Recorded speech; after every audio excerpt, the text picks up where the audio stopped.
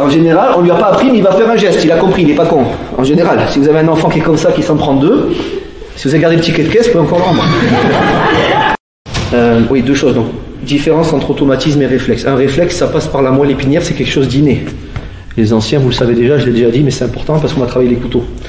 Ça veut dire quoi? L'exemple typique, vous mettez la main sur un truc qui brûle, à moins que tu sois sadomaso, c'est chaud putain, je pense que ta main va vite se barrer. Ça c'est ce qu'on appelle un réflexe, tu le réfléchis pas, ça passe, l'information passe par la moelle épinière, du coup c'est quelque chose qu'on a déjà en nous.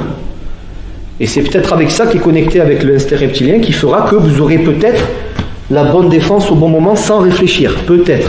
Parce qu'après il y a le stress qui parasite tout le circuit, ça c'est très complexe comme mécanisme. Et ensuite, il y a les automatismes. Automatisme, c'est tout ce qu'on travaille à la salle, au dojo. Le mec me met une attaque A, je fais la réponse A. Il m'attaque B, réponse B, et compagnie. Dans l'espoir, c'est un espoir que ça sorte dans la rue. Mais je vous ai dit, pour moi, il n'y a que 5% de tout ça.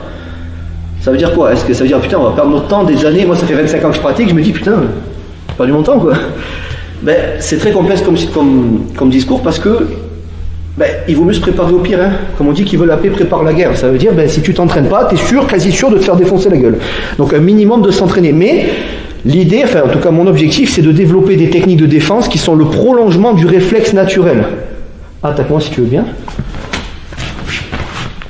C'est ça naturel, vous allez penser, juste un exemple, hein. Vous allez vraiment penser à ça, peut-être, hein, ça m'étonnerait, mais ça c'est pas naturel. Ça c'est peut-être plus, vas-y on voit. Ça c'est peut-être plus naturel. C'est ce qu'on appelle le geste de l'enfant. Attention, j'aime les enfants quand je dis ça. Vous allez comprendre pourquoi.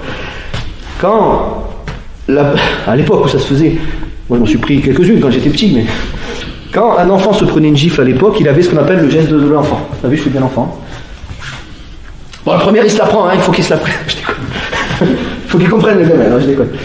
En général, on lui a pas appris, mais il va faire un geste, il a compris, il n'est pas con. En général, si vous avez un enfant qui est comme ça, qui s'en prend deux, si vous avez gardé le ticket de caisse, vous pouvez encore le rendre. Je plaisante. Donc ça veut dire qu'il va faire ça. Ça tombe bien, c'est une technique de self-défense. Ça, c'est une autre technique de self-défense, c'est le prolongement du réflexe. C'est ce qui se fait de moins risqué et de moins compliqué. Maintenant, tout peut foirer.